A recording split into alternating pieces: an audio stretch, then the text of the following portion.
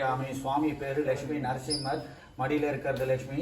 சுவாமியே அரச மரமாக இருக்காங்க. இந்த கோயிலில் என்ன விசேஷம்னா, கல்யாணம் ஆகாதவங்க வந்து சுத்தினா கல்யாணம் ஆகுது, குழந்தை பாக்கியம் இல்லாதவங்க வந்து சுத்தினா குழந்தை பாக்கியம் உண்டாகுது, நாகதோஷம் ராககேது தோஷம் நிவர்த்தி ஆகுது, படிப்பு சம்பந்தமானது, வியாபார அபிவிருத்தி, பூமி சம்பந்தமான பிரச்சனை. பூமி சம்பந்தமான பிரச்சனைனா ரொம்ப வருஷமாக வீடு நிலம் வாங்கி விற்காமல் இருந்தது, விற்கணும்னு எதிர்பார்த்தீங்கன்னா அங்கே இருக்கிற மண்ணை எடுத்துகிட்டு வந்தீங்கன்னா அரச மரத்தில் இருக்கிற மண் சாமி பாதத்தில் வச்சு கொடுக்குறோம், அது நிவர்த்தி ஆகுது. தை அமாவாசையும் ஆடி அமாவாசையும் விசேஷமான நாள். ஒவ்வொரு சுவாதி நட்சத்திரம் அன்னைக்கு நரசிம்ம சுவாமிக்கு விசேஷமான நாள்.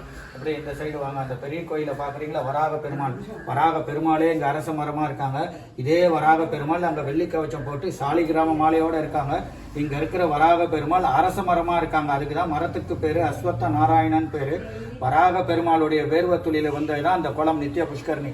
அது அரச மரம் வேர். அந்த வேரில் பிரம்மா விஷ்ணு சிவன் 3 பேர் வாசம் பண்ணுறதா ஐதீகம். முலத்தோ பிரம்மரூபாயா மத்தித்தோ விஸ்வரூபனே அகஸ்ட சிவரூபாயா விச்ச ராஜாயத்தே நமோ நமக. சைத்திர கிருஷ்ணே சதுர்தசியாம் ரேவதியாம் பானுவாசரே அஸ்வத ரூபம் வராகம் ஸ்ரீமுஷ்ணேசம் நமாமிகம்.